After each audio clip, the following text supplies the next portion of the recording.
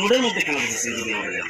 আজকে রোডের মধ্যে আমরা বসার কারণ হচ্ছে আপনারা তার থেকে আগে সমস্ত যে আপনারা আমাদের মিডিয়া ভাইরা আছে যেভাবে আমাদের আন্দোলনটাকে সম্প্রচার করে সারা ভারতবর্ষের মানুষের কাছে একটা সহানুভূতি আমরা পেয়েছি মাতৃভাষায় লড়াইয়ের জন্য, সেই সমস্ত তাদেরকে আমরা জানাতে চাই আজকে আমরা রাস্তায় বসার প্রধান কারণ হচ্ছে আমাদের যে অনশন মঞ্চটা আপনারা এতদিন কভার করতেন, আমাদের যে অনশন মঞ্চে আমরা এখানে বসে বারবার ক্ষমা চেয়েছি এখানে সাধারণ মানুষের কাছে যাদের আমাদের আন্দোলন কিন্তু যাদের অসুবিধা হচ্ছে, সেই অনশন মঞ্চটি যদি আমার ভাষাটা আমার মাতৃর দুধ হয়, আমার মায়ের দুধ হয়, এই অনশন মঞ্চটা আমার মা, সেই মাকে আজকে মেরে ফেলার একটা যে চক্রান্ত হয়েছে আপনারা দেখুন, সেই অনশন মঞ্চটি মেরে ভেঙে ঘুরিয়ে দেওয়া হয়েছে। কার অনুপ্রেরণায়, কার সহযোগিতায়, কার পিছনের মদত আছে আমরা জানতে চাইছি। আমরা আজকে আমাদের আগামীকালকে এই আমাদের অনশন মঞ্চের সমর্থনে যে একটি মহার্যালি বা মহাসমাবেশ আছে, আপনারা জানেন সারা রাজ্য থেকে আগামীকাল কয়েক হাজার মানুষ এখানে জমা হচ্ছে, আপনারা জানেন আপনাদের সংবাদ মাধ্যমে সংবাদের মাধ্যমে তারা আসছেন। আজকে ঠিক তার আগের দিন আমরা যখন রানীগঞ্জ বাজার দুর্গাপুর এবং আসানসোলে পোস্টার ছিলাম, আমি ব্যক্তিগতভাবে রানীগঞ্জে ছিলাম, আমার কাছে বিশেষ সূত্র মারফত খবর আছে প্রায় 3টের সময় আমাদের যে আন্দোলনের মঞ্চ, সেই আন্দোলনের মঞ্চ ভেঙে গুড়িয়ে দেওয়া হচ্ছে। আজকে সেই আন্দোলনের মঞ্চে যারা ভেঙেছে এর পিছনে কারা আছে আমরা প্রশাসনের তরফ থেকে তাদেরকে অনুরোধ করছি সেই দুষ্কৃতীকে অবিলম্বে এখানে যেন গ্রেপ্তার করে নিয়ে আসা হয়। আজকে যদি অনশন মঞ্চ না একটা মানুষ হতো, ওনারা মানুষটাকে এইভাবে গুড়িয়ে দিয়ে যেতে পারতেন। আমার তো মনে হচ্ছে সেই আজ প্রাচীনকাল থেকে আদিবাসীদের যেভাবে মাথায় পা দিয়ে শেষ করে দেবে একটা চক্রান্ত হয়েছে, সেই একই চক্রান্ত আজকে আমার মাতৃভাষার সঙ্গে শুরু হচ্ছে না, সমগ্র জাতির সঙ্গে, সমগ্র আদিবাসী মানুষের সঙ্গে এই ধরনের একটা চক্রান্ত পাবো। ততক্ষণ আমি ভুবন মার্কিটি সমাদিবাসী গাঁওতার রাজ্য পর্যবেক্ষক দায়িত্ব নিয়ে বলে যাচ্ছি, এই রাস্তায় বসে থাকবো, ততক্ষণই উঠবো যতক্ষণ না পুলিশ আমাকে এখান থেকে অ্যারেস্ট করে নিয়ে যাচ্ছে। আমি আপনাদের কথা দিয়ে গেলাম, মিডিয়ার বন্ধুদের সাথে থাকুন, আমাকে যদি অ্যারেস্ট করে তার ছবিও আপনারা সরাসরি লাইভ করবেন।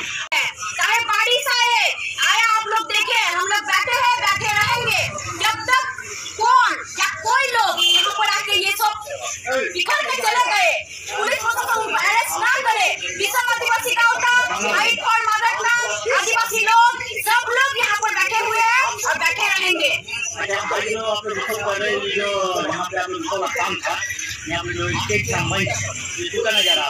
क्या लग रहा है, क्या हम लोग 8 दिन से लगातार मंच पे हमारा जो अनशन है वो कर रहा है। शांति प्रिय था, किसी के साथ कोई झगड़ा नहीं, किसी को कोई परेशानी नहीं, हम लोग ऐसा छोड़ के अनशन कर रहे थे। 8 दिन तक जब चला, कल बड़ा रैली होने वाला है पंजाबी मोड़ से लेकर टीटीडी कॉलेज तक। आज कोई या कौन लोग है जो नहीं चाहते हैं कल का हम लोग का रैली सफल हो, लेकिन वो लोगों को आपके द्वारा हम लोग चुनौती भी दे रहे हैं कि कल हजार लोग आके रानीगंज में जमा होकर ये दिखा देंगे कि आदिवासियों का पावर क्या होता है। आदिवासी लोग भिक्षा के लिए नहीं लड़ रहे हैं, माटी के लिए लड़ रहे हैं, शिक्षा के लिए लड़ रहे हैं, जो हमारा संवैधानिक अधिकार भी है। और ये लड़ाई तब तक जारी रहेगा जब तक हमको टीटीडी कॉलेज में हमारा जो संताली विभाग है वो चालू नहीं हो जाता। पुलिस प्रशासन तो आए हैं, बोल रहे हैं कि हाँ ऐसा कुछ गाड़ी से टक्कर मारा है। भैया हम लोग तो 8 दिन से बैठे हुए थे, बहुत सारा गाड़ी यहाँ से पार हुआ, ये कोई गली नहीं है, ये बहुत बड़ा रास्ता है, इस रास्ते में बहुत सारा गाड़ी जाता है, हमारे सामने से भी पार हुआ है। आज क्या हो गया कि कोई गाड़ी नहीं घूम रहा है? ये रास्ता तो आज नहीं बना, इतने दिन से बना हुआ है कि लोग नहीं जानते, पहला रास्ता है, गाड़ी नहीं घुमा पाए। ये चक्रांत है, ये आदिवासियों को पीछे भेजने का एक नहीं, हम लोग तो मान ही नहीं रहे। आपके सामने कॉलेज यहाँ पे है, एकदम हम लोग जानते हैं कि प्रशासन इसको लेकर बहुत सचेतन है कि यहाँ पर सब जगह जो सीसीटीवी है वो लगा हुआ है, तो हम लोगों को दिखाई क्यों नहीं, अभी तक जांच क्यों नहीं हुआ?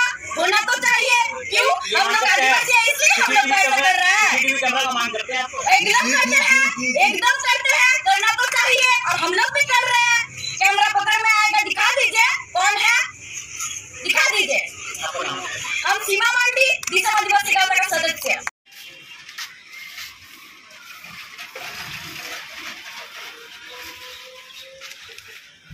ला चलते